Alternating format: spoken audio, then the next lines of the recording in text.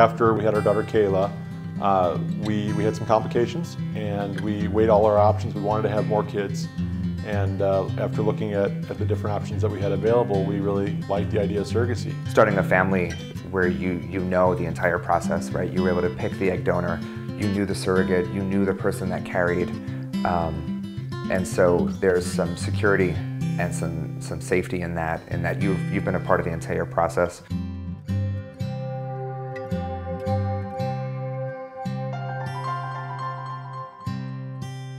As soon as we got involved, as soon as we started talking about what the process looked like and how how all the different parties that were involved and the time that it was going to take, I think real quickly we realized that it was a different process. I remember taking personality tests and doing some mental evals and things, different kinds of interviews and a home visit, just to kind of vet me as a surrogate. I remember there being or feeling a lot of pressure and hoping that I was going to be a good fit for them. It took only a few weeks till we got the first email, an email that said, "This is a match. What do you think? Would you like to meet her?" We read through the profile and we didn't know what to expect and said, of course, why not? The match meeting was, as Deb said, it's the first date and an interview wrapped up in one. It seems way too quick to make a decision, but we talked as soon as we got in the car and said, sure, we're in. I mean, there was no hesitation. It was just so nice to put a face to the concept, and to be able to meet her and ask questions and have that awkward first discussion, but really just an amazing moment, obviously, in this process. And so it's just then at that point it was understanding how long it would take to get the process started and go through medical clearance and make sure that that we were all compatible and ready to go. It was a process then of involving lawyers, and we drafted a contract and agreed to sort of what everyone's expectations were, how many embryos we would transfer. We talked about what each of us wanted our personal relationships to look like and what we expected. We talked about what her expectations were in terms of coming to appointments, the potential for our children to meet each other and to be friends.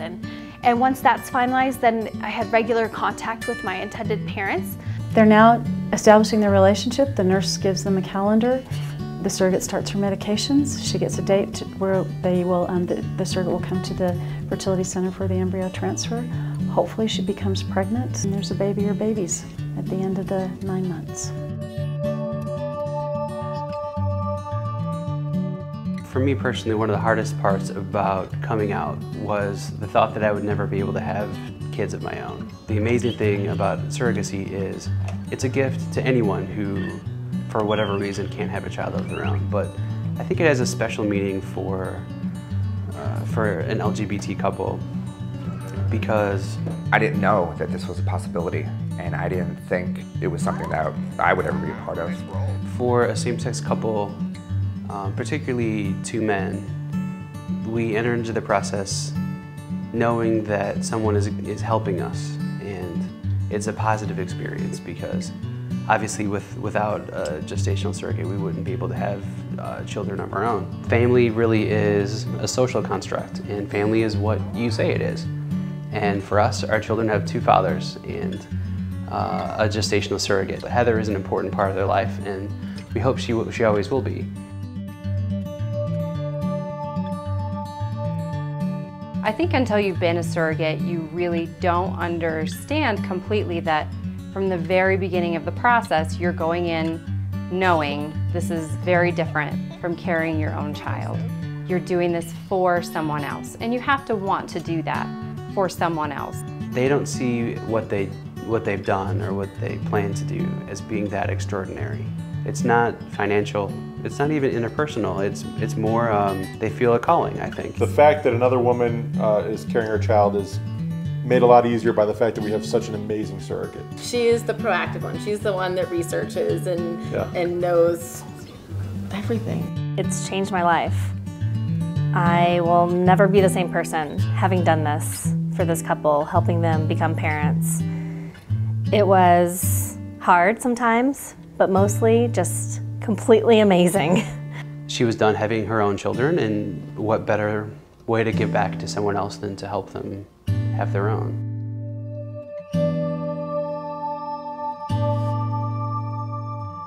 We had no idea what items we needed to match up for.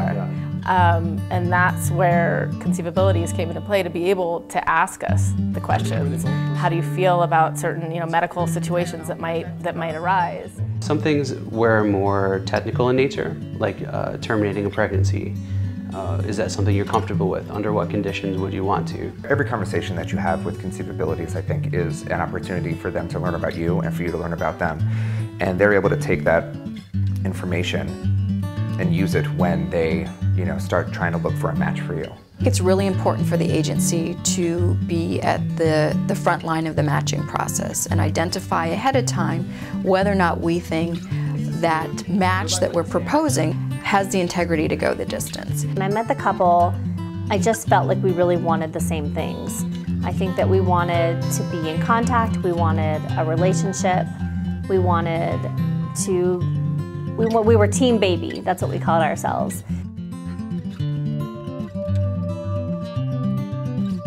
The case manager, myself, everyone on our staff, the program managers, and the surrogate, her husband, her children, the intended parents, and sometimes their extended family, all become team baby. It was just the best experience ever, because I literally got to see through their eyes what it's like to become a parent all over again. That was really when it hit us most about what we were doing for this family. It brings me to tears every time.